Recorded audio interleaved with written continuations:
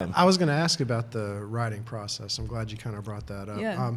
So for you, do you find like it's important for writing? Does it just kind of come to you like in this natural way, or do you ever have to like kind of force it, because it's, Right. like that? Well, I think so. Ed Sheeran says something cool about songwriting. He says it's like, at first, it's like a dirty tap water. You have to turn it on and let it all flow out until you get to like the clear water. Right. And he's like, if you don't write songs fully and you're always waiting until the water is clear, you're going to have a lot of unfinished songs, you know? And so I've written some bad songs. Like I listen back and I'm like, I'm so glad nobody else ever heard that. But it was necessary to write it so that I could get to the point where I can write a little easier and have stuff that is good material quicker. Yeah.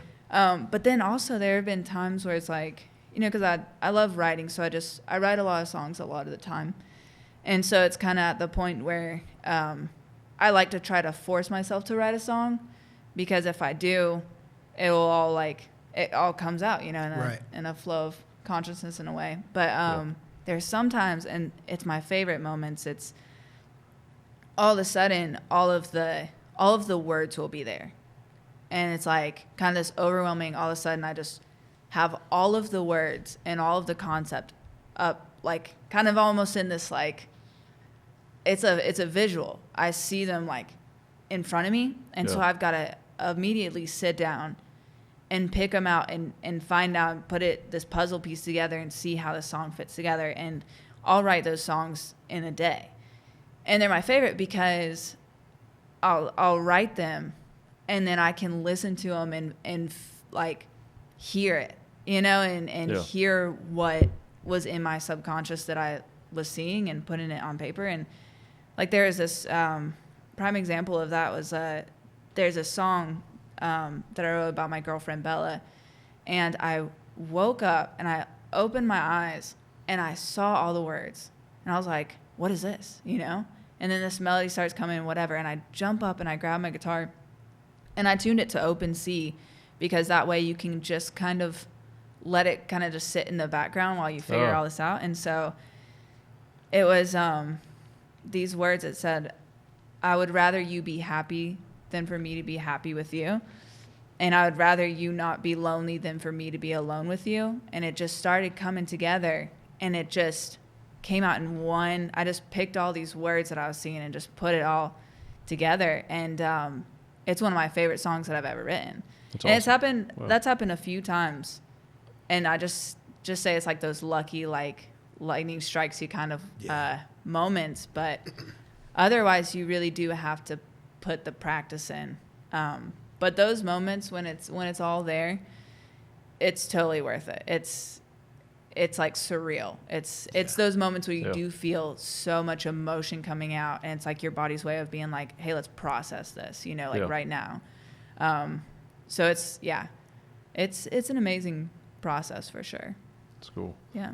I do a lot of writing myself. Most of it's comedy right now, but I found that no matter what type of writing you do, you just have to sit down and do it. Because a lot of times you don't feel inspired to write, or you don't feel that creative drive. But if you just sit down and start doing it, you'll get in that zone. You'll reach that. Absolutely. You'll find that place, and then you'll start having the ideas. And it just takes sitting down and starting the process. Yeah.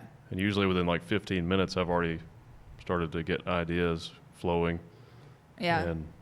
And I think, we've talked about it some, but ideas are a really strange thing anyway. It's like they're not, like I don't think of my ideas as my ideas.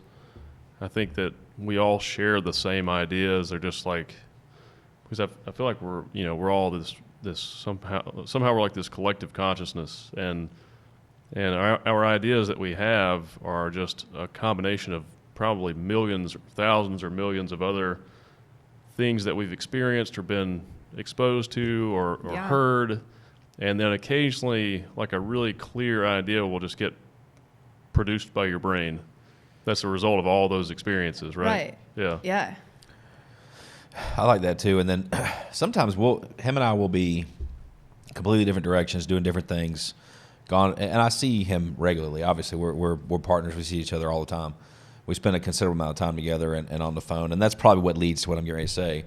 There are periods though where we've deviated for whatever reason. We're in two different, divide and conquer kind of deal, and we'll link back up. And during our talks, it's funny that he will have been working on something, and I will have been working on something completely different, and we have a conversation, and it overlaps. Yeah. It's so weird sometimes because. Because you just don't know why those thoughts and those things come together, and it's kind of like you're saying about like you have these ideas, you feel like maybe it's contributed to by so much of your environment of people that came before you, right? And I feel a lot of that sometimes. It seems almost like predestined sometimes. Like it's just like very true. Serendipity or like kismet, or the words we have for that kind of stuff. It happens sometimes. Like on the set of Kill Giggles, there was like days where it was just like, we're just rolling, whatever the best roll is, but every time. Yeah. And it seems like some people have they have better expressive instruments to get those ideas out. Yeah. But I think the ideas come from everyone. Yeah. Yeah. All parts.